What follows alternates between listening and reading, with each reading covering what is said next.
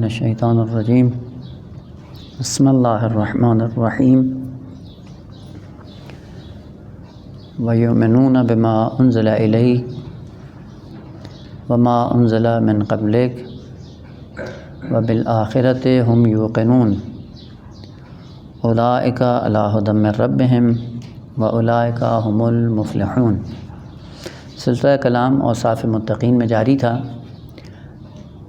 اور 5 اوصاف اپنانے کے بعد صلہ کے طور پہ یا ثمرہ کے طور پہ یا نتیجہ کے طور پہ کیا ملے گا، فرض کیا کہ یہ سارے اوصاف انسان نے اپنا لیے اور مقام تقویٰ پہ فائز ہو گیا تو کیا ملے گا۔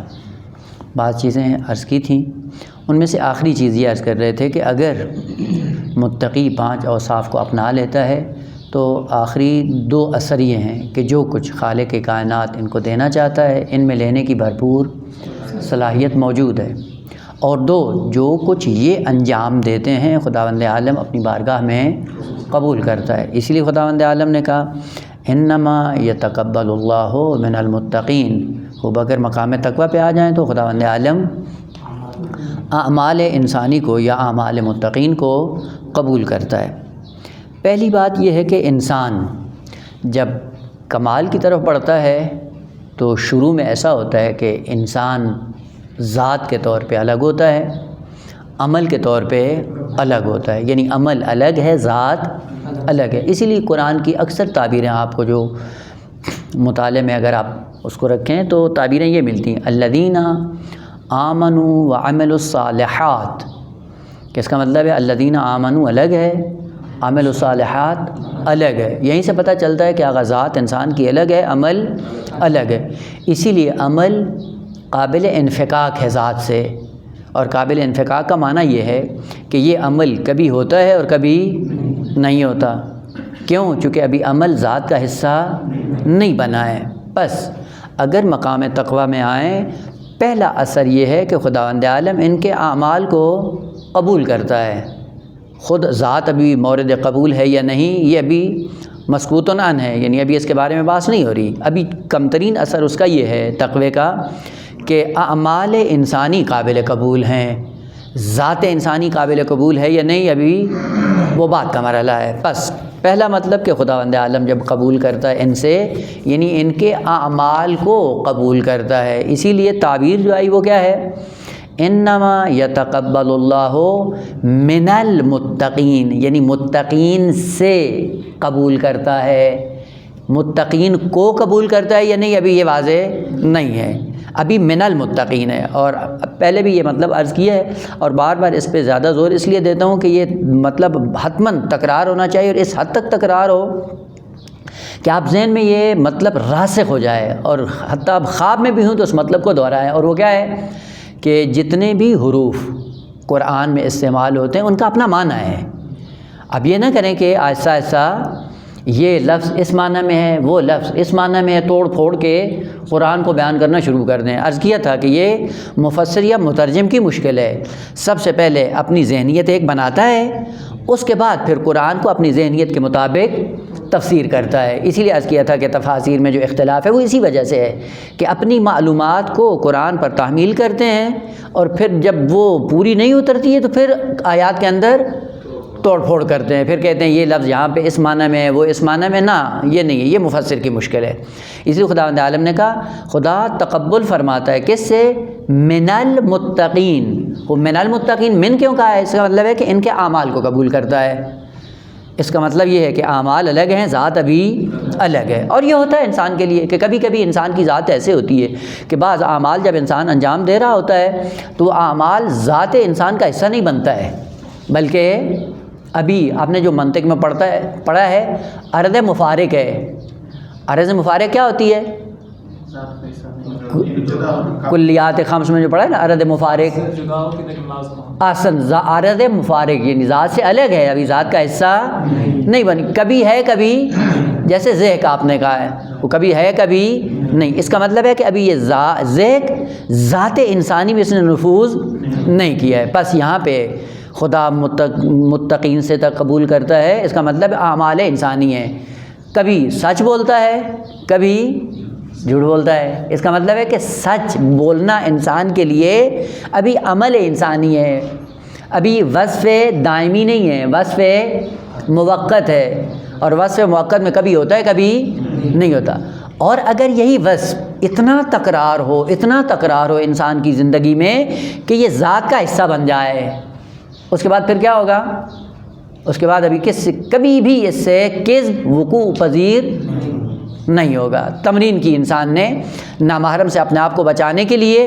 خوب یہ کیا ہے؟ کبھی عمل انسانی ہے، یعنی کبھی ہے کبھی نہیں، کہیں نگاہ جھکا لیتا ہے اور کہیں دیکھ لیتا ہے۔ اس کا مطلب ہے یہ ابھی عمل ہی ہے، ذات کا حصہ۔ خوب اس عمل کو اتنا تکرار کرے کہ یا ذات کا حصہ بن جائے۔ اور اس کی علامت کیا ہے کہ اگر ذات کا حصہ بن جائے، اس کی بہترین علامت یہ ہے کہ وہی عمل اگر عالم خواب میں آپ کے سامنے آئے، وہاں پہ بھی آپ اس عمل کے پابند ہوتے ہیں، اگر ذات کا حصہ بن جائے۔ عرض کیا تھا مرحوم حجت کو کمری مدرسہ حجتیہ کے بانی، وہ کہتے ہیں میں نے اپنی نگاہوں کو نامحرم سے اتنا محفوظ رکھا ہے کہ میری ذات کا حصہ بن گیا ہے، اور جب عالم خواب میں بھی نامحرم کو دیکھتا ہوں آنکھیں جھکا لیتا ہوں، جبکہ عالم خواب میں انسان کا اختیار نہیں ہوتا۔ بس کب یہ چیزیں انسان کی ذات کا حصہ بنتی ہیں؟ جب تکرار ہو، اور تکرار کے بعد ملکہ بنے، ملکہ کے بعد انسان کی ذات کا حصہ بن جاتا ہے۔ بس پہلا چھوٹا سا اثر کیا ہے کہ اگر یہ 5 اوصاف پیدا ہو گئے متقین میں، پہلا اثر یہ ہے کہ ان کے اعمال کو خدا قبول کرے گا۔ اب خود ان کی ذات کو قبول کیا یا نہیں، یہ مطلب ہے دیگر ہے۔ خوب اگر ان کے اعمال کو قبول کرتا ہے تو دوسرے مرحلے میں آیا ان کی ذات کو بھی قبول کرتا ہے یا نہیں کرتا ہے؟ خوب اس سے پہلے کہ اس کا جواب دیں، دیکھیں اعمال انسانی میں البتہ یہ اصول تربیت میں سے ہے کہ اگر آپ تربیت کرنا چاہتے ہیں تو اس میں یہ ہوتا ہے کہ چونکہ ذات الگ ہے، عمل الگ ہے، اور جب کسی سے کوئی برا عمل سرزد ہو تو کیا کرو کہ اس عمل کو برا کہو، برائی کو ذات تک سرایت نہ دو۔ جبکہ ہمارے یہاں برعکس ہوتا ہے، اگر کسی سے تھوڑی سی غلطی ہوتی ہے تو ہم اس کی 7 پشتوں تک ذات پہ اٹیک کرتے ہیں۔ ادب اسلامی یہ ہے، اخلاق اسلامی یہ ہے کہ جب کسی سے کوئی عمل سرزد ہو برا تو کیا کہو کہ آپ کی ذات اچھی ہے لیکن یہ عمل اچھا نہیں ہے، یعنی آپ کی ذات کے ساتھ یہ عمل زیبا نہیں ہے۔ اب یہ جب طریقہ اپنائیں گے تو ایسا انسان کو احساس شرمندگی ہوتا ہے۔ اس کا مطلب ہے کہ عیب ذات میں نہیں ہے، عیب عمل میں ہے۔ خوب یہ طریقہ ہے جو اسلام نے بتایا ہے کہ جب بھی کوئی عمل، اور اسی طرح بچوں میں بھی ہوتا ہے، بچے اگر آپ کے گھر میں ہیں امانت الہی ہیں تو اس میں بھی یہی کریں کہ بچے نے اگر کوئی غلطی کی ہے، سب سے پہلے بچے کو احساس شخصیت دلاؤ، یعنی سب سے پہلے اس کی ذات کو کمال کے ساتھ بیان کرو، بیٹا آپ بہت اچھے ہو لیکن آپ کی اچھائی کے ساتھ یہ عمل، یہ کام، یہ سازگار نہیں ہے۔ اب دیکھیں بچے کے بعد عکس العمل کیسے ظاہر ہوتا ہے، کس طرح سے راہ دین پہ آتا ہے۔ بس ادب اسلامی بھی یہی ہے کہ جب اعمال کی بات آئے تو خداوند عالم کہتا ہے کہ ذات کو نہیں چھیڑو، ذات اچھی ہے، اور کہو بھی صحیح، اگر اچھی ذات ہے تو اچھی ذات سے اچھے اعمال سرزاد ہوتے ہیں۔ خوب یہ کیسے ہو گیا کہ ذات اچھی اور عمل یہ آپ سے سرزد ہوا ہے؟ کیوں ہوا ہے؟ ایسا انسان کو فرصت ملتی ہے سوچنے کی، اور سوچنے کے بعد ایسا فوراً اپنی غلطی کا جبران کرتا ہے۔ لیکن بس اوقات یہ ہوتا ہے کہ انسان اعمال کی دنیا میں اس حد تک پلید ہو جاتا ہے کہ وہی عمل ذات کا حصہ بن جاتا ہے، بدترین ذات ہو جاتی ہے۔ بس یہ عمل ایک مرتبہ نہیں، اتنا تکرار ہوا ہے کہ اس نے ذات کے اندر اثر چھوڑا، اور اثر چھوڑنے کے بعد کیا کیا؟ خود ذات کا حصہ بنا دیا ہے۔ البتہ ہر دو طرف ممکن ہے، خوبیوں میں بھی برائیوں میں بھی۔ بس اوقات کیا کہتے ہیں، خوبیاں اتنی تکرار ہوتی ہیں کہ وہ خوبی ذات کا حصہ بن جاتی ہیں، اور ادھر سے برعکس کبھی برائی اتنی تکرار کرتا ہے کہ وہ برائی ذات کا حصہ بن جاتی ہیں۔ کوشش یہ کریں کہ کبھی بھی عمل کو ذات کا حصہ نہیں بننے دیں برائیوں میں، بھلے ان کے لیے گنجائش ہے، لیکن جس دن برا عمل ذات کا حصہ بن جائے اور ذات ہی آلودہ ہو جائے، اب وہاں سے پھر انسان کی بازگشت بہت مشکل ہے کہ وہ راہ مستقیم پہ آ جائے۔ اسی لیے خداوند عالم نے ایک تعبیر خوبصورت استعمال کی، ان تشکروا یرضہ لکم، یعنی اگر تم شکر کرو گے اور شکر گزار بنو گے اللہ کے تو کیا اللہ کیا کرے گا؟ یرضہ لکم، اسی شکر کو تمہارے لیے پسند کرتا ہے۔ بس اس کا مطلب ہے شکر کیا یہ عمل، اسی عمل کو خداوند عالم کیا کرتا ہے؟ پسند کرتا ہے. یرضہ لکم، اس عمل کو تمہارے لیے پسند کرتا ہے، لیکن تمہاری ذات پسند کرتا ہے یا نہیں کرتا؟ کبھی اس کے بارے میں بات نہیں ہے. پس قرآن کی تعبیروں میں دقت یہ بتاتی ہے کہ متقین پہلے مرحلے میں کیا ہوتے ہیں؟ ان کے اعمال مرضی پروردگار عالم بن جاتے ہیں. جو عمل انجام دیتا ہے خدا عمل کو قبول کر لیتا ہے. ذات کو قبول کیا یا نہیں کیا؟ کہ یہ بعد میں دیکھا جائے گا کہ یہ عمل اتنا تکرار ہو کر ملکہ بن کر ذات کا حصہ بنا ہے یا نہیں بنا. اگر ذات کا حصہ بن جائے تو پھر عمل سے ہٹ کر ذات بھی مرضی پروردگار عالم بن جاتی ہے. جیسے قرآن کی دوسری تعبیر، رضی اللہ عنہم ورضوا عنہ. رضی اللہ عنہم، خدا راضی ہے کس سے؟ عنہم، ان سے، ان کی ذات سے، نہ ان کے عمل سے. یعنی اب اعمال کی دنیا میں اس مرحلے پہ جا پہنچے ہیں کہ کیا ہو گیا ہے؟ عمل اتنا گہرا اس کی ذات کے اندر راسخ ہو چکا ہے کہ وہ عمل ذات کا حصہ بن گیا ہے. گویا کہ ذات ہی پوری کیا بن گئی ہے؟ مرضی پروردگار بن گئی. اور ادھر سے پلٹ کر مومن کیا ہے؟ رضی اللہ عنہم ورضوا عنہ، وہ بھی خدا کی ذات سے راضی ہیں. بس وقت انسان قضاء قدر الہی سے راضی ہوتا ہے اور کبھی اتنی رضایت کا اعلان کرتا ہے کہ آقا رضا قدر و کیا ہے، قضاء و قدر کیا ہے، اس سے بالاتر خود ذات میرے لیے مرضی ہے، خود ذات پروردگار مجھے پسند ہے. اب اعمال پسند ہیں وہ اپنی جگہ پہ، اس سے بالاتر مجھے ذات خدا سے محبت ہے، ذات خدا سے راضی ہوں. پس عنہم اور عنہ یہ اعمال کی طرف ناظر نہیں ہے، یہ ذات کی طرف ناظر ہے. پس کبھی کبھی ہوتا ہے کہ انسان اگر اعمال کے نتیجے میں اس مرحلے پہ جا پہنچے کہ عمل ملکہ بن کر ذات کا حصہ جب بن جائے، یہ ذات مرضی پروردگار عالم بن جاتی ہے. رضی اللہ عنہم، ان کی ذات سے راضی ہے. اور قبول کرنے میں پھر کیا کرتا ہے خدا؟ پھر یہ نہیں کرتا کہ میں نے اس کے عمل کو قبول کیا ہے، نہ، بلکہ کیا کیا ہے؟ اب اس کی ذات کو قبول کیا ہے. اگر ذات کو قبول کر لیں تو جو ذات کے اوصاف ہیں وہ ذات سے جدا ہیں؟ نہ ہیں. عمل عامل سے جدا ہے؟ نہیں ہے. وہ جب ذات مرضی پروردگار عالم ہے تو عمل اور اوصاف بطریقے اولا خدا قبول کرتا ہے. اسی لیے اب جا کر دیکھیں قرآن کی خوبصورت تعبیر جناب مریم سلام اللہ علیہا کے لیے. کیا والدہ جناب مریم نے نظر کی کہ انی نظرت لک ما فی بطنی محررہ، میں جو بھی یہ ہے مولود اس کو میں بیت المقدس کے لیے آزاد کر دوں گی. یعنی یہ خدمت گزار ہوگا. بچہ کس کا؟ بیت المقدس کا. لیکن جب ولادت ہوتی بچے کی تو کیا ہے؟ بیٹی پیدا ہوئی. کیا کہتی؟ رب انی وضعتھا انثی، وہ یہ تو بیٹی ہوگی کیونکہ میری نیت یہ تھی کہ بیٹا ہوگا. بیٹا جا کر بیت المقدس کا خادم ہوگا، خدمت گزار ہوگا. اب یہ بیٹی یہ کیا ہے؟ وہ خدا عالم نے کیا کہا مجھے معلوم ہے کہ کیا میں نے آپ کو دیا ہے. یہاں پہ پہلی تعبیر ہے کہ لیس الذکر کالانثی، کہاں مذکر مؤنث کے برابر ہو سکتا ہے. یعنی یہاں پہ کمالات کی دنیا میں جا کر دیکھیں، یہ پہلی جگہ ہے جہاں پہ خالق کائنات نے صنف نازک کو کمالات کی دنیا میں مذکر سے برتر اعلان کیا ہے. کہا کہ مجھے معلوم ہے کہ میں نے آپ کو کیا دیا ہے، اور یہ جو میں نے آپ کو دیا مجھے معلوم ہے کہ اس کے اندر کون سے کمالات ہیں. خوب نیت کی انہوں نے کہ میں بیت المقدس کے لیے آزاد کر دوں گی. خوب جناب مریم بیت المقدس کے لیے آزاد ہو گئی، وقف ہو گئی. جناب زکریا ان کی کفالت کرنے میں مصروف ہو گئے. مصروف ہونے کے بعد اب خدا نے جب تعبیر استعمال کی، کیا کیا؟ وَتَقَبَّلَهَا رَبُّهَا بِقَبُولٍ حَسَنٍ. خدا نے کیا کیا؟ تقبلها کس کو؟ خود مریم کو، نہ عمل مریم کو. خود تقبلها ربها، رب مریم نے مریم کو قبول کیا، ذات کو قبول کیا ہے، نہ عمل مریم کو. اس کا مطلب یہ درجہ بالا تر ہے.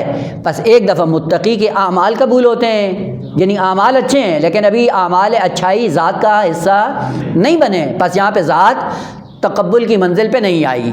لیکن جب ذات اتنی عظیم ہو جاتی ہے کہ جس سے سوائے خیر کے، سوائے حسن کے، سوائے خوبی کے کچھ بھی سرزد نہیں ہوتا، تو یہ ذات مرضی پروردگار عالم بن جاتی ہے اور ذات کو خالق کائنات قبول کرتا ہے. پس رب تقبلها ربها بقبول حسن، خود مریم کے وجود کو بارگاہ الہی میں خالق کائنات نے جگہ دی اور خالق کائنات نے اپنا یہ لطف خاص کیا کہ میں نے پوری ذات کو قبول کر لیا ہے. اب جہاں پہ ذات قبول ہوگی تو اس کے سارے عوارض اوصاف اعمال بھی کیا ہیں؟ مورد قبول ہیں. لیکن نقطہ دیگر یہ کہ آقا ایک کلمہ ہے تقبل اور ایک کلمہ ہے قبول. اب یہ ہمیں پڑھایا جاتا تھا علم صرف میں، لیکن افسوس یہ ہے کہ اس وقت ہمیں کوئی توجہ نہیں تھی کہ یہی صرف کے قواعد اور یہی صرف کے معانی شاید کہیں پہ معارف کے اندر اتنے عمیق اور گہرے ہوں کہ جس میں اثرات بہت زیادہ مترتب ہوتے ہیں انسان کی زندگی میں. اور اس میں یہ تھا کہ کبھی کبھی باب تفاعل تکلف کا معنی دیتا ہے. تکلف کا معنی کیا ہوتا ہے؟ کسی چیز کو سختی سے انجام دینا. اب وہ کوئی بھی فعل بھی ہو، اگر باب تفاعل میں تکلف آ جائے تو وہاں پہ مبدأ فعل انسان کے لیے کیا ہو جاتا ہے؟ بڑا سنگین ہو جاتا ہے. اور سنگین ہونے کا مطلب کیا ہے؟ یعنی اس کام کو انجام دینے کے لیے بڑی زحمت چاہیے، بہت سختی چاہیے، آسانی سے وقوع پذیر نہیں ہوتا ہے. وہاں پہ لفظ تقبل استعمال کیا جاتا ہے. ایک ہے قبول اور ایک ہے تقبل. قبول کیا ہے؟ آسانی سے کسی چیز کو لے لینا. اور تقبل کیا ہے؟ بڑی سختی کے ساتھ کسی چیز کو قبول کرنا. کیا مطلب؟ کیوں سختی ہے؟ خوب یہیں سے پتہ چلتا ہے کہ بعض اعمال ایسے ہیں کہ جن اعمال میں نصاب قبولی موجود ہے. یعنی جس عمل کو خالق کائنات نے واجب قرار دیا، اس عمل کے لیے جو شرائط تھے، اجزاء تھے، وہ سارے کے سارے آپ نے فراہم کر دیے، کوئی کمی آپ نے نہیں چھوڑی. خوب یہ عمل اس کے اندر کیا ہے کہ نصاب قبولیت بدرجہ اتم اس کے اندر پایا جاتا ہے. خوب جب پایا جاتا ہے تو پھر کیا ہوگا؟ یہاں پہ تعبیر کیا ہوگی؟ فقبل. اب جب دعا میں کہتے ہیں، کیا کہتے ہیں؟ اللہم فقبل منی الیسیر. یہی جو تھوڑا سا کام انجام دیا ہے اس کے بارے میں آپ کہتے ہیں فقبل الہ العالمین، قبول فرما لے. یہ قبول کہنا یا فقبل کی تعبیر استعمال کرنا اس بات کی طرف اشارہ ہے کہ جو عمل آپ نے انجام دیا ہے ان کی تمام تر شرائط کو آپ نے پورا کیا ہے، تمام تر اجزاء کو آپ نے پورا کیا ہے، کسی قسم کی کوئی کمی نہیں چھوڑی. خود جب کمی نہیں ہے، عمل مکمل ہے، عمل کے سارے شرائط اس کے اندر پائے جا رہے ہیں، تو کیا ہوگا؟ مرحلہ قبول میں آ جائے گا، وہ فوراً قبول کرے گا خداوند عالم. اور اس کے مقابلے میں تقبل کیا ہے؟ تقبل عمل کی دنیا میں کیا ہوتا ہے کہ عمل کے اندر جو شرائط تھے وہ میں نے پورے نہیں کیے، اجزاء پورے نہیں کیے. خوب جب اجزاء اور شرائط میں کمی رہ گئی، اوصاف میں کمی رہ گئی، تو یہ عمل کیا ہے؟ ناقص. خود یہ عمل جب ناقص ہے، اللہ قبول کرے گا یا نہیں کرے گا؟ اب یہاں پہ تعبیر یہ ہے کہ ادب کا تقاضا یہ ہے کہ کہو ربنا تقبل منا، ہم سے تقبل فرما. تقبل یہ علامت ہے اس بات کی کہ جو میں نے عمل انجام دیا ہے یہ عمل وہ نہیں ہے 100% ایسا کہ جس طرح خالق کائنات نے مجھ سے چاہا تھا. اسی لیے دیکھیں ادب عبودیت یہ ہے. ہم نے وضو کیا، اگر آپ کو یقین ہے 100% کہ جس طرح خدا نے چاہا تھا میں نے وہی وضو کیا ہے، بھلے اب وہاں پہ اس کی طرف اشارہ. بس یہ جو وضو ہم نے کیا ہے، یہ وضو جو کیا، آپ کو یقین ہے 100% کہ جتنے شرائط خدا نے چاہے تھے میں نے ان کو انجام دیا ہے؟ ایسے ہی ہے. نماز، جب ہم نماز پڑھتے ہیں اس کے بعد بڑا منہ بھر کے کہتے ہیں کہ الہ العالمین قبول فرما لے. وہ کیا قبول فرما لے؟ کیا کیا ہے آپ نے؟ خود نماز آپ نے پڑھی، نماز میں آئے اور اصل دل ہی آپ کے کنٹرول میں نہیں ہے. وہ کیا ہوتا ہے؟ لاش کھڑی ہوتی ہے مصلی پہ، وہ قلب کہاں پہ ہوتا ہے؟ اب وہ یا بازار میں یا مدرسے میں یا گھر میں یا دوستوں میں یا جھگڑے میں. یہ نماز ہے جس کے بارے میں کہیں گے کہ خدا قبول فرما لے اس کو؟ نماز وہ ہوتی ہے جس میں رابطہ خالق کے ساتھ مخلوق کا برقرار ہو جائے، عبد کا رابطہ معبود سے مل جائے، وہ نماز ہوتی ہے. خوب ہماری نمازیں ہیں اور اس کے بعد پھر بالکل بی ادبانہ انداز میں کیا کہتے ہیں؟ الہ العالمین قبول فرما لے. کیا قبول فرما لے؟ وہ کون سا عمل تم نے مکمل انجام دیا ہے کہ کہتے ہو قبول کر لے؟ لہذا ادب کا تقاضا یہ ہے کہ کیا کرو؟ ہمیشہ تعبیر یہ استعمال کرو اللہم تقبل منی یا تقبل منا. تقبل کہو. کیوں؟ یہ بتاتا ہے، تعبیر انسان کو آگاہ کرتا ہے کہ جو تو نے انجام دیا ہے یہ لائق خالق نہیں تھا. اگر اس کا لطف ہوگا تو وہ قبول کر لے گا، اگر اس کا لطف شامل حال نہیں ہوا تو تمہاری طرف سے کوئی ایسا نہیں ہے کہ تم خدا کو مقروض کر بیٹھو کہ اب خدا کیا ہے وہ تمہارا ممنون بن جائے اور خدا آپ کا شکریہ ادا کرنا شروع کر دے کہ ہاں نہیں جی تم نے تو بڑا تیر مارا ہے. نہ، یہاں پہ تعبیر کس کی کرو؟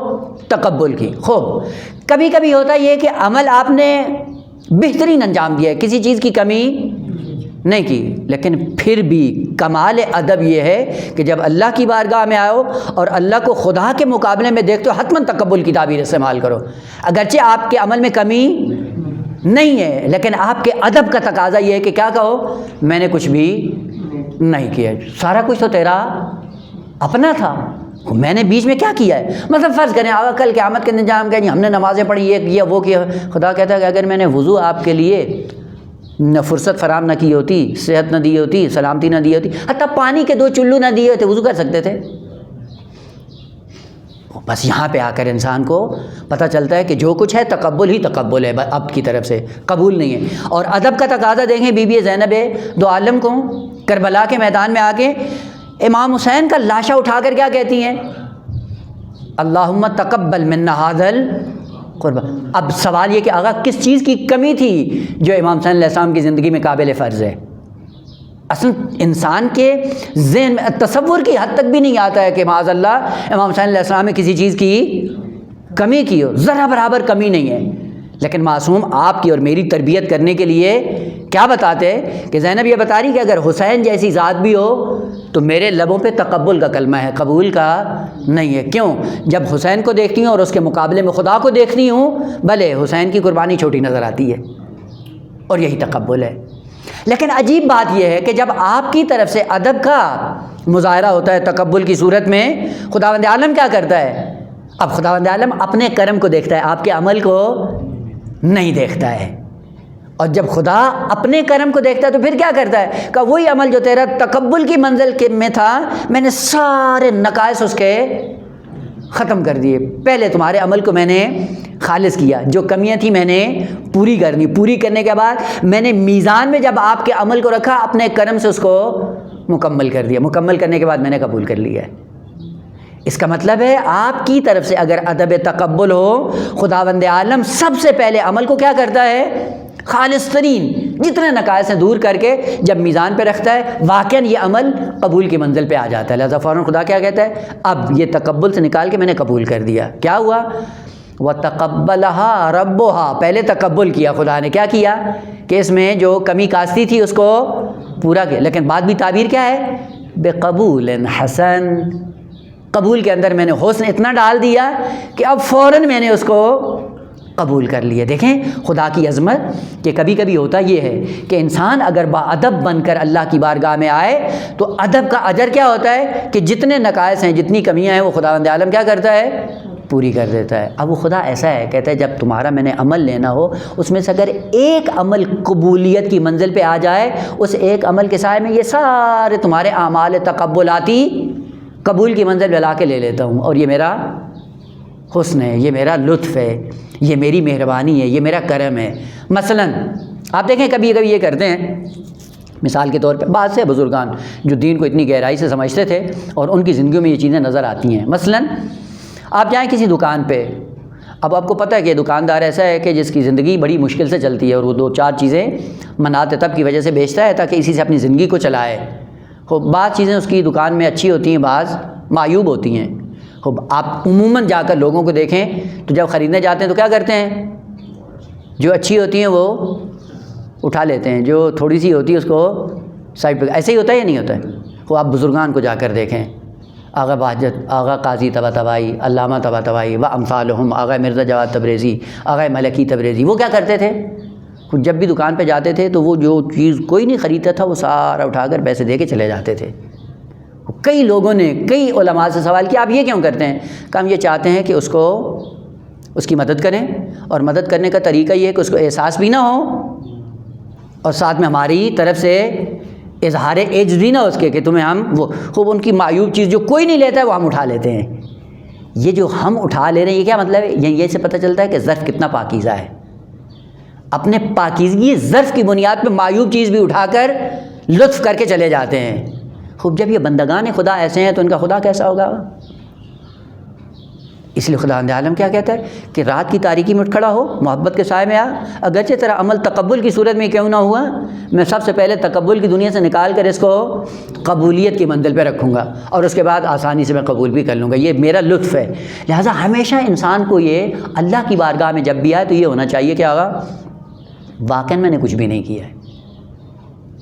یہ کب ہوتا ہے کہ جب انسان کی معرفت بڑھتی ہے، قرآن کی نسبت، اہل بیت کی نسبت، ذات احدیت کی نسبت جب معرفت بڑھتی ہے، آہستہ آہستہ پھر انسان کے اعمال کے اندر تبدیلی آنا شروع ہوتی ہے۔ خوب اگر یہی ایک نقطہ ہماری زندگیوں میں آ جائے، خوب ہم نے آئے حوضے میں پڑھا، کیا پڑھا؟ کچھ بھی نہیں پڑھا، اور ہوتا کیا ہے؟ خوب جب معاشرے میں جائیں اظہار نہ کریں کہ ہم علامت الدہر ہیں، اور کرتے وہی ہیں ہم، افسوس یہ ہے کہ واقعی نہیں کرتے یہی ہیں، اس طرح سے جا کے لوگوں کے سامنے بات کرتے ہیں کہ لگتا ہے کہ یہ تو واقعاً علم لدنی کا مالک ہے۔ ہوتا ہے نا، سنا ہوا ہے، وہ ممبر پہ آئیں گے، کوئی ایک کلمہ ہوگا، اب وہ آتا نہیں ہے، پتہ بھی نہیں، حتمانہ بھی نہیں آتا ہے، اور پھر وہاں پہ لافظنی کیا کرتے ہیں، اوہ یہ رہنے دیں، یہ ابھی یہ اتنا، اس میں تو بڑی لمبی باتیں، اس میں تو کئی اشرے پڑھتے ہیں، وہ ممبر سے اترے پہ ہیں، مولانا اس کا معنی کیا ہے، آئے ماشاء ہو جاتا ہے، تو کیوں لافظنی کرتے ہو؟ اس کا نتیجہ کیا ہوتا ہے؟ اب ٹھیک ہے کہ آپ نے ایک لمحے کی لوگوں کو مسحور کر دیا، اب لوگوں نے واہ واہ بھی کر دی، لیکن تمہیں تو پتہ ہے کہ تم کتنے پانی میں ہو، وہ کیوں اپنے آپ کو گراتے ہو؟ بس اگر میں لافظنی کر رہا ہوں تو اس لافظنی کا نقصان خود مجھے ہو رہا ہے۔ خوب اب لوگوں کو دھوکہ دے کے میں اپنے آپ کو بڑا ثابت کروں تو بڑا ہو جاؤں گا۔ اس لیے امیر المومن ہے جناب سلمان فارسی کے لیے، شاید پہلے بھی عرض کیا ہو، کسی نے توہین کی، جناب سلمان فارسی کی داڑھی رکھی تھی، محاسن سفید، تھوڑے سے لمبے تھے، تو آ کر توہین کی، اس نے کہا یہ آپ کی داڑھی لمبی ہے یا کتے کی دم؟ تو جناب سلمان فارسی نے کیا کیا؟ کہا عزیز من، نہ یہ معیار ہے نہ وہ معیار ہے، جو بھی پولیس راہ سے گزر جائے وہی بارزش ہے، بس داڑھی معیار نہیں، چھوٹی ہو یا بڑی ہو، کہ اس داڑھی کے اندر اتنی صلاحیت ہے کہ پولیس راہ سے آپ کو محفوظ طریقے سے نجات دے سکتی ہے یا نہیں؟ آخر یہ منطق ہمارے یہاں کیوں پیدا نہیں ہوتی ہے؟ یہ انکسار ہمارے اندر پیدا کیوں نہیں ہوتا ہے؟ اس کے بعد پھر دین کہتے ہیں جی دین بہت خوبصورت ہے، دین بہت زیبا ہے، مشکل یہ کہ ہم نے دین کو گہرائی سے سمجھا ہی نہیں ہے۔ اگر دین کو گہرائی سے سمجھا، اسی لیے کہا جاتا ہے امیر المومنین کی تعبیر کے مطابق الغنا والفقر بعد الارض علی اللہ سبحانہ وتعالی، کون فقیر ہے کون غنی ہے؟ آج ہمارے معیار الگ ہے نا، کسی کو غنی کہتے ہیں، کسی کو فقیر کہتے ہیں۔ وہ امیر المومنین فرماتے ہیں کہ یہ جو تم نے معیار بنائے ہیں ان کو ایک سائڈ پہ رکھو، جب قیامت کے دن پہنچیں گے پتہ چلے گا کون غنی ہے اور کون فقیر ہے۔ غنی وہ ہوگا جو اپنے اعمال کے بل بوتے پہ اپنی ابدیت کو گزار سکتا ہے، غنی ہے۔ فقیر کون ہوگا؟ جو لمحہ بلمحہ قدم بہ قدم ٹھوکریں کھا رہا ہے، منہ کے بل گر رہا ہے عالم محشر میں، اس کا کیا مطلب ہے؟ یہ فقیر ہے۔ بس فقر اور غنا میں یہ نہ سمجھو کہ آغا اس کے پاس 2 ٹکے ہیں تو غنی ہو گیا اور اس کے پاس نہیں ہے تو وہ فقیر ہو گیا۔ امیر المومنین فرماتے ہیں کہ فقر اور غنا کا معیار یہ ہے کہ عالم معاشر میں جاؤ اور آسانی سے اپنے سفر کو جاری رکھ سکو کہ غنی ہو، اور اگر قدم قدم پہ آواز آئی کیا ہے وقفوہم، روک لو ان کو، انہم مسئولون، آسانی سے نہیں جا سکتے ہو، آزادی سے نہیں جا سکتے ہو، رک جاؤ یہاں پہ، کیا کیا، کیا چھوڑ کے آئے، کیا دنیا میں کیا فساد پھیلا کے آئے ہو، قدم قدم پہ کہا ان کو روکا جائے، اور روکنے کے بعد ہر قدم پہ ان سے پرسجو کی جائے اور قدم قدم پہ ان کو رسوا کیا جائے۔ اب پتہ چلتا ہے کہ فقیر کون ہے اور غنی کون ہے۔ آئیں دین کی دنیا میں، اعمال کی دنیا میں اپنے آپ کو تقبل کی منزل پہ ہمیشہ رکھیں۔ علم پڑھا، کتنا پڑھا کا نہیں پتا، زندگی زیادہ تھی لیکن کچھ حاصل نہیں، واقعاً اظہار عجز کریں، نتیجہ کیا ہوگا؟ تم اظہار عجز کرو، خداوند عالم اس نصاب کو مکمل کر کے تمہاری آبرو کو پورے عالم میں عیاں کر دے گا۔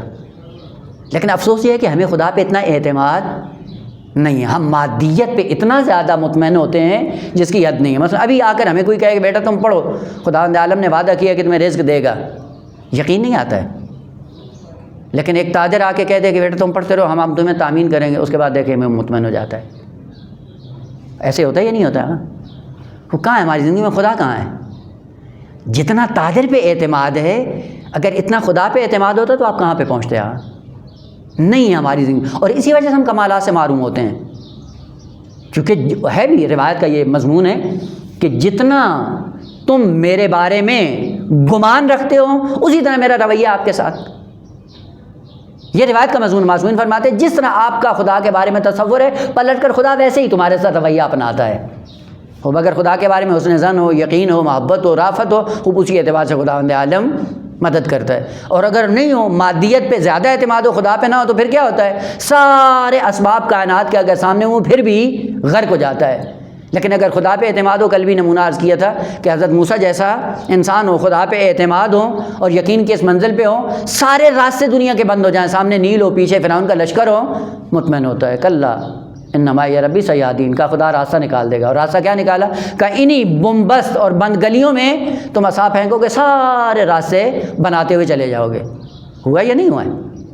ہو سکتا ہے۔ پس اس کا مسئلہ کہاں پہ ہے؟ مشکل کہاں پہ؟ ہماری طرف سے آگا، ہم نے قرآن کو گہرائی سے نہیں سمجھا ہے، ہم نے گہرائی کو نہ سمجھتے ہوئے ہم نے مقام عمل میں بھی کوتاہی کی ہے۔ اسی لیے دیکھیں دو تعبیریں ہیں۔ ادب کا تقاضا یہ ہے کہ جب بھی اعمال کی دنیا میں ہوں، ذات کی دنیا میں ہوں، اوصاف کی دنیا میں ہوں، اعمال کی دنیا میں ہوں، ہمیشہ تقبل کی منزل پہ رہیں۔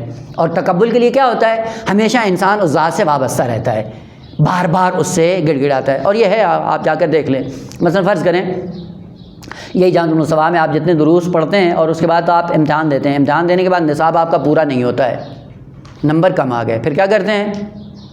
پرچہ چیک ہونے کے بعد نمبر کم ہوئے، کم ہونے کے بعد ظاہر ہے وہ تو آپ کے پروندے میں، آپ کی فائل میں کم نمبر لگیں گے، کم نمبر ہوگا، پتہ چل جائے گا کہ آپ کتنے پانی میں ہیں۔ پھر کیا کہتے ہیں؟ آپ کو وہ کاغذ دے دیتے ہیں، برگا آپ کے ہاتھ میں ہوتا ہے، کہتے ہیں جائیں استاد کی منت سماجت کریں، وہ تھوڑا سا لطف کرے تو آپ کے نمبر مورد قبولی میں آ جائیں۔ آپ پھر کیا کرتے ہیں؟ آپ استاد کے سامنے جاتے ہیں، منت سماجت کی، چپکے رہتے ہیں، سارا کچھ کرتے ہیں کہ خود 2 نمبر اعتباری لینے کے لیے۔ اگر یہی رویہ آپ خدا کے ساتھ رکھیں گے کہاں پہنچیں گے؟ لہٰذا بار بار خدا کی بارگاہ میں آ کر جو عمل انجام دیتے ہو، اولاً تقبل کی دنیا میں عمل کو سمجھو، اور تقبل کے بعد پھر کیا کرو؟ بار بار خدا کی بارگاہ میں آؤ، منت سماجت کرو۔ اور اسی لیے توبہ ہے، انابت ہے، تقویٰ ہے، استغفار ہے، بار بار یہ کیوں کرو؟ تاکہ خالق کائنات تمہارے اعمال کے اندر نصاب کو پورا کر دے۔ جب نصاب پورا ہو جائے گا اس کے بعد آپ کے لیے غنا بھی ہے، نجات بھی ہے، سعادت بھی ہے، آبرو بھی ہے، حیثیت بھی ہے، فلاح بھی ہے، کامیابی، سب کچھ ہے آپ کے لیے۔ کیوں؟ چونکہ جب اس ذات نے آپ کے عمل کو مکمل کر دیا، اس کے بعد پھر کوئی پریشانی نہیں ہے۔ وَهُم مِّن فَزَعٍ يَوْمَئِذٍ آمِنُونَ، بھلے اب عالم معاشر میں جب جاؤ گے مقام آمن میں ہوگے۔ کیسے؟ اس کا مطلب ہے کہ آپ نے ادب تقبل کا لحاظ کیا، اور تقبل کا لحاظ کرتے ہوئے خداوند عالم نے اسی تقبل کو قبول میں بدل کر آپ کے نامہ اعمال میں لکھ دیا۔ بس متقین کے اوصاف میں سے کیا ہے کہ جب یہ 5 اوصاف پیدا ہوتے ہیں تو ایک مرلے میں ان کے اعمال کو خدا قبول کرتا ہے، اور دوسرے مرلے میں جا کر ان کی ذات کو قبول کرتا ہے۔ لیکن کس سے؟ کا وہ جس کے اندر ادب عبودیت باقی ہے۔ اور ادب عبودیت کیا ہے؟ کہ ہمیشہ اپنے آپ کو تقبل کی منزل پہ رکھ کر اپنے اعمال کو انجام دے۔ یہیں سے پتہ چلتا ہے کہ دوسرا عمل، کہ البتہ میں نے عرض کیا تھا کہ عمل کبھی صالح ہوتا ہے، کبھی بر ہوتا ہے، کبھی خیر ہوتا ہے، اور کبھی حسن ہوتا ہے، وہ انشاءاللہ مناسبت سے عرض ہوتا رہے گا۔ ایک تعبیر یہ کہ الذین آمنوا وعملوا الصالحات، پس ایک کون ہے؟ جو اعمال صالحہ انجام دیتے ہیں۔ اس کا مطلب ذات الگ ہے، عمل الگ ہے۔ لیکن ایک مرلہ ایسا آ جاتا ہے کہ عمل صالح نہیں بلکہ یہ خود صالح ہو گیا ہے۔ بس عمل صالح نہیں بلکہ اس کی ذات صالح۔ حضرت ابراہیم علیہ السلام کے لیے قرآن کی تعبیر جا کر دیکھیں، وَإِنَّهُ فِي الْآخِرَةِ لَمِنَ الصَّالِحِينَ، نہیں یہ کہ ان گروہوں میں سے ہے کہ الذین آمنوا وعملوا الصالحات، عامل الصالحات کے اس میں نہیں ہے بلکہ کیا ہے؟ خود صالحین میں سے ہے۔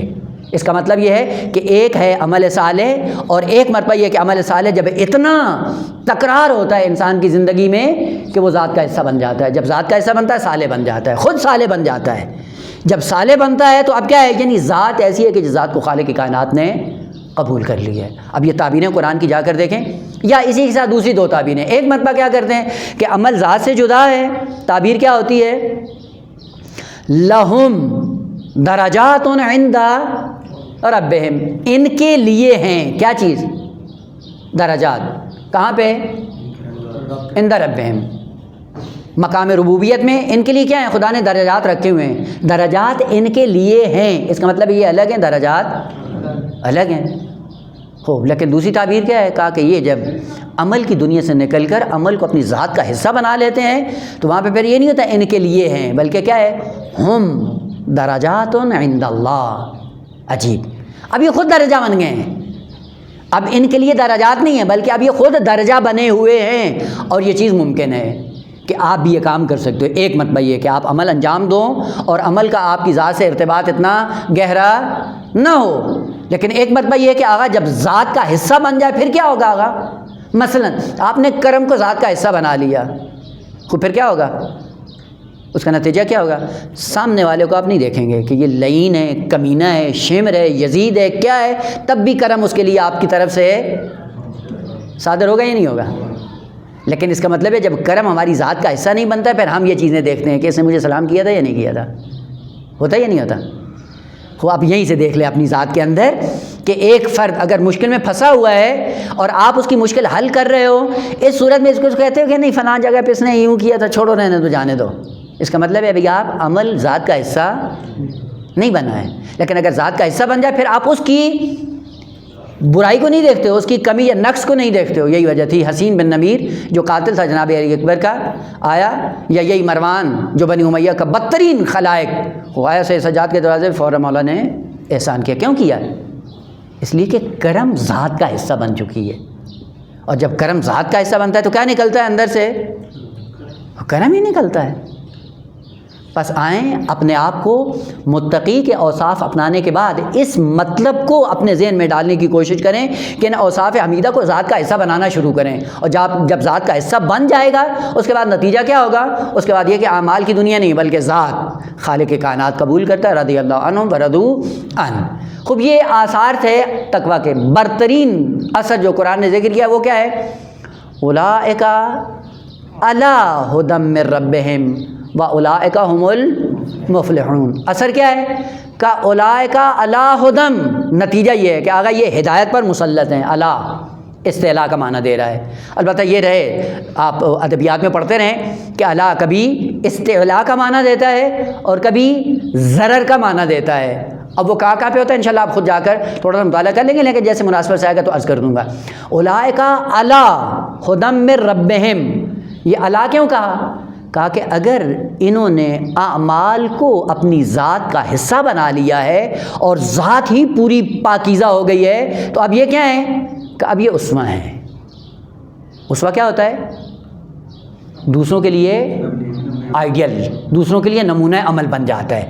بس یہ کیا کرو کہ جب یہ ایسے ہیں تو یہ ہدایت سے بالاتر ہیں، ان کے نقش قدم پہ چل کر تم ہدایت یافتہ ہو، اور ان کے نقش قدم پہ چلتے ہوئے ہدایت کی منزلوں کو جا کر طے کرو۔ اسی لیے اب آتا ہے زیارت جامع کبیرہ میں کیا کہتے ہیں آپ؟ انتم الصراط الاقوم، آپ چونکہ ان اوصاف حمیدہ کے مالک ہوں کہ وہ اوصاف تمہاری ذات کا حصہ بن چکے ہیں، اب کیا ہے؟ تم ہی پوری بشریت کے لیے راستہ ہو، بشریت تمہارے پیچھے چلے گی، پوری بشریت آپ کے تابع ہوگی، تم نمونہ عمل بنو گے ان کے لیے۔ پس اولئک علی ھدی من ربہم، اپنے پروردگار عالم سے یہ کس پر ہیں؟ تسلط رکھتے ہیں ہدایت پر ہی، جو کچھ یہ انجام دیں گے وہ سارے کا سارا ہدایت ہی ہدایت ہے۔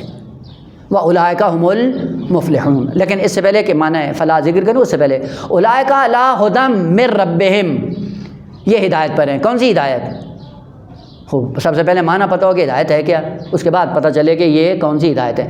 شروع میں کیا کہا؟ الف لام میم ذالک الکتاب لا ریب فیہ ھدی خوب یہ کتاب بھی کتاب ہدایت ہے۔ خوب بعد میں کہا متقین کون ہے، وہ اوصاف ذکر کیے، اس کے بعد کیا کہا؟ اولئک علی ھدی، یہ اس ہدایت پر مسلط ہیں، مستولی ہیں، بلند ہیں، اور یہ ان کا راستہ ہی پورا کا پورا کیا ہے؟ ہدایت کا راستہ ہے۔ خوب یہ کون سی ہدایت ہے؟ وہ کون سی ہدایت تھی؟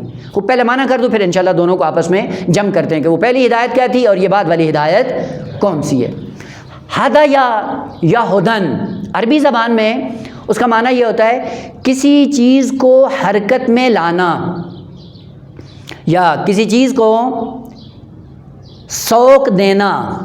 اسی لیے آپ جا کر دیکھیں جب آپ حج پہ جاتے ہیں تو حج کے جتنے بھی اعمال ہیں ان میں سے ایک کیا ہے؟ مقام نام ہے قربانی۔ قربانی کرتے ہیں، اس کے بعد کیا ہوتا ہے؟ ایسا ایسا پھر احرام آپ کا آزاد ہونا شروع ہو جاتا ہے، یعنی جو محرمات تھیں وہ ایسا ایسا حلال ہونا شروع ہو جاتی۔ ان میں ہے کہ ان یبلغ الہدی محلہ، کہ جب قربانی اپنے مقام پہ پہنچ جائے قربانی کر لیں تو اس کے بعد آپ احرام اتار لیں۔ وہاں پہ قربانی کو کیا نام دیا ہے؟ ہدی۔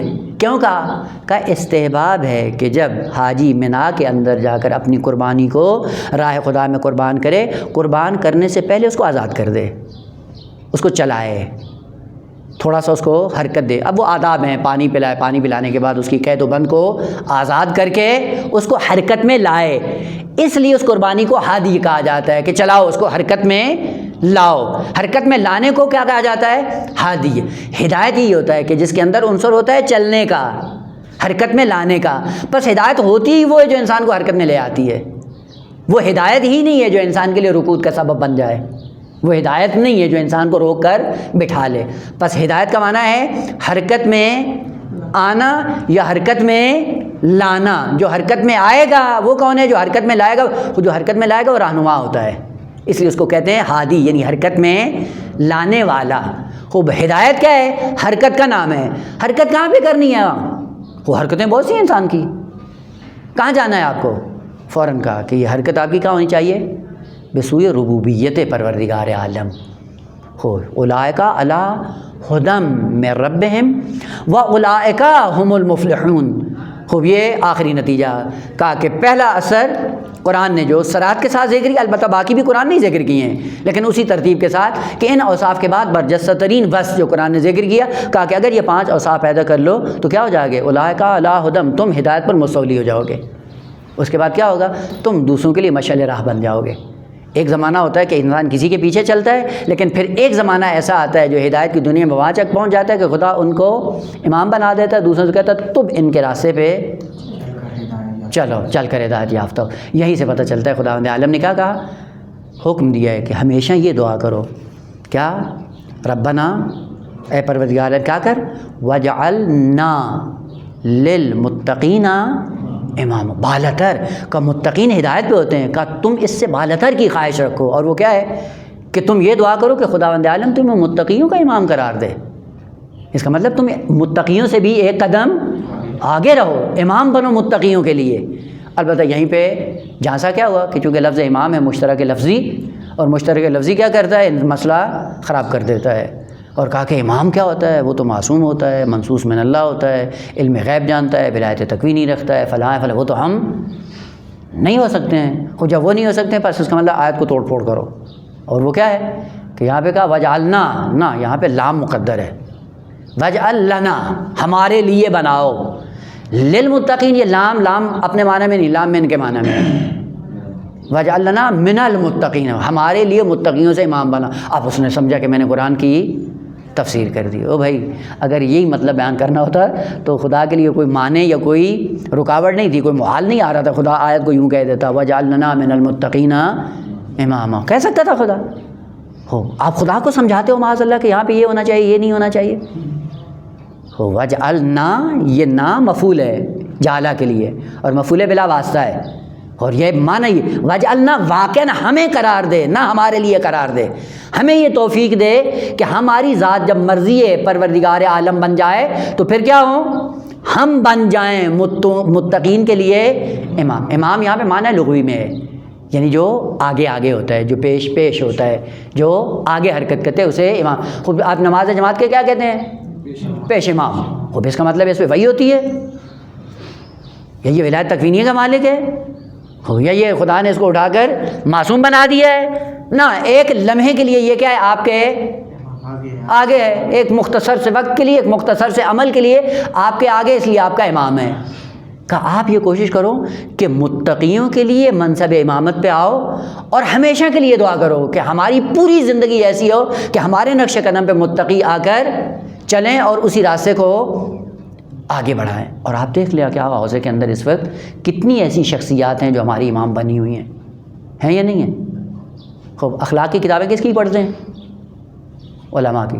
یہ جو علماء کی اخلاق کی کتابیں پڑھ کے آپ ہدایت یافتہ ہوتے ہو تو وہ آپ کا امام بن گئے یا نہیں بنا؟ خوب آپ اجتہاد کی منزل پہ جاتے ہو، اجتہاد کی کون سی کتابیں پڑھتے ہیں؟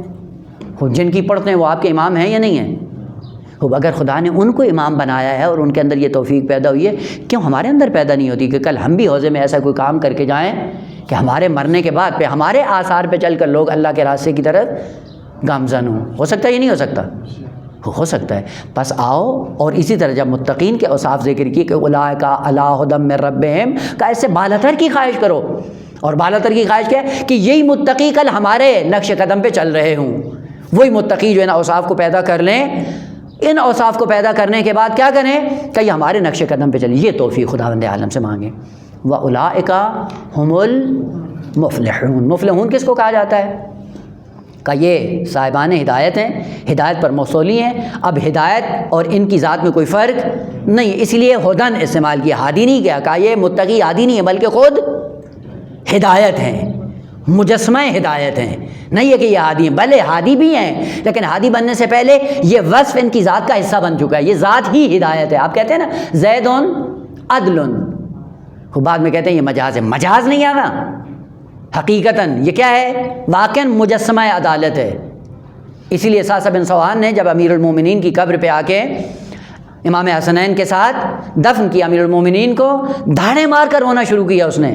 اور کیا کہتا ہے کہ آج عدالت دفن ہو گئی، زیر خاک چلی گئی، نہ عادل چلا گیا. عادل ممکن ہے آ جائے، عدالت کبھی بھی رونما نہیں. جو اپنے بھائی کو کچھ بھی نہیں دیتا ہے لیکن یتیم کو دیکھتا ہے اس طرح سے اس کی جا کر خدمت کرتا ہے، پتہ ہی نہیں چلتا کہ یہ امام ہے یا خدمت گزار ہے. یہ عدالت کہاں نظر آئے گی آپ کو؟ عدالت ہی چلے گی. اولئک علی ھدی من ربہم، یہ ہدایت ہی ہدایت ہے، سراپا ہدایت ہے. نہیں ہے کہ یہ راہ ہدایت کی طرف ہدایت کرتے ہیں نا، یہ خود سراپا ہدایت ہیں. واولئک ھم المفلحون، اور یہی مفلح. مفلح فلاح کس کو کہتے ہیں بیٹا؟ فلاح کا معنی ہوتا ہے کسی چیز کو چیرنا، اور چیر کر کیا کرنا؟ اس سے راہیں نکالنا. اس لیے فلاح کو فلاح کہا جاتا ہے. کیوں کہا جاتا ہے فلاح؟ زمین کو چیرتا ہے، چیرنے کے بعد راستہ اس زمین کو ہموار کر کے اس کے اندر کیا کرتا ہے؟ بیج کو رکھتا ہے، اور بیج کے لیے راستوں کو ہموار کرتا ہے، اس لیے اس کو فلاح کہتے ہیں.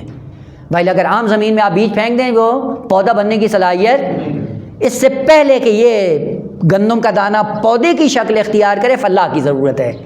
کوئی آئے زمین کے اندر اتنا ہل چلائے، اتنا اس کو شگاف ڈالے، اتنا اس کو چیرے کہ وہ زمین اس قابل ہو جائے کہ جو بھی اس چیز کو اس کے حوالے کیا جائے اس کو پروان چڑھانے کی صلاحیت اس کے اندر موجود ہو، اس کو کہا جاتا ہے فلاح یا فلاح یا مفلح.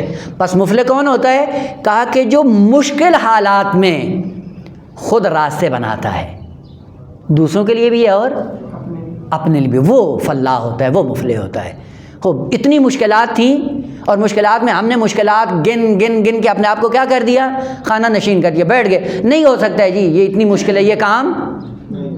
وہیں پہ بعض با ہمت لوگ آتے ہیں اور وہ سارے راستے ہموار کرتے ہوئے چلے جاتے ہیں. ہوتا یہ نہیں ہوتا ہے. یہ لوگ مفلح ہیں. ان تاریکیوں میں یہ مفلح بنتے ہیں کہ جہاں پہ پوری بشریت مایوس ہو جاتی ہے اور مایوس ہونے کے بعد ہاتھ پہ ہاتھ رکھ کے بیٹھ جاتی ہے، وہیں پہ مفلح وجود میں آتا ہے. اور مفلح آ کر ان تاریکیوں کو چیرتا ہوا ہدایت کے راستے اپنے لیے بھی بنا لیتا ہے، دوسروں کے لیے بھی بنا دیتا ہے. اور فقط یہ خدا کی طرف نہیں بڑھتا ہے بلکہ پوری بشریت کے لیے راستے ہموار کر کے نکل جاتا ہے. یہ فلاح ہے. کوئی سوچ بھی نہیں سکتا تھا ایران اسلامی کے اندر شاہ کے زمانے میں کہ شاہ کے خلاف بھی قیام کیا جا سکتا ہے، اور وہ بھی نہ پیسہ ہو، نہ فوج ہو، نہ نیرو انسانی ہو، کچھ بھی نہیں ہو، لیکن وہاں پہ کیا ہو؟ ایک تقوی کی طاقت میں خدا سے متصل ہو کر قیام کرتا ہے اور پھر فلاح بن جاتا ہے. اور لوگ آج تک محو تعجب ہیں کہ کیا ہوا، خمینی نے کیا کر دیا. اور آج دیکھیں ہمارے معاشرے کے اندر کیا ہے آگا، بڑے بڑے علماء سے لے کے چھوٹے تک آپ کیا کہتے ہیں؟ کیا کہتے ہیں؟ پاکستان میں تو انقلاب آ ہی نہیں سکتے. کہتے ہیں نہیں کہتے ہیں؟ نا امیدی. یہ کون لوگ ہیں کہ جو تاریکیوں کو مسلط کرتے ہیں اپنے اوپر اور اس کے بعد گھر میں بیٹھ جاتے ہیں اور پھر کیا کرتے ہیں؟ بس دین یہی ہے کہ نمازیں پڑھ لو، روزہ رکھ لو، بچا لو اپنے آپ کو، بس یہی ہے. یہ سوچو ہی نہیں کہ یہاں پہ نظام ولایت قائم ہو سکتا ہے. کوئی امام زمان آئیں گے خود کر لیں گے. پھر تمہیں مفت خور کیوں بنایا خدا نے؟ اگر امام نہیں کام کرنا تھا پھر ہمیں کیوں بھیجا ہے؟ ہم نے کیا کرنا ہے؟ تم نے بھی جا کرنا ہے، ہموار کرنی ہے. پس مفلح کون ہوتا ہے؟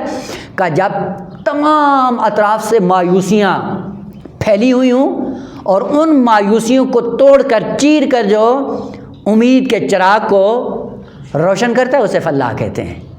میں عموماً عرض کرتا ہوں کہ آقا ہماری کوئی خمینی سے رشتہ داری نہیں ہے، لیکن نہیں، خدا نے کہا ہے کہ دین خدا پہ جو بھی چلتا ہے تمہارے لیے محترم ہونا چاہیے. وَإِلَّا ائمہ کیا ہیں؟ سب کے سب عرب ہیں، ہم عجم ہیں. عجم کا عرب سے کیا تعلق ہے؟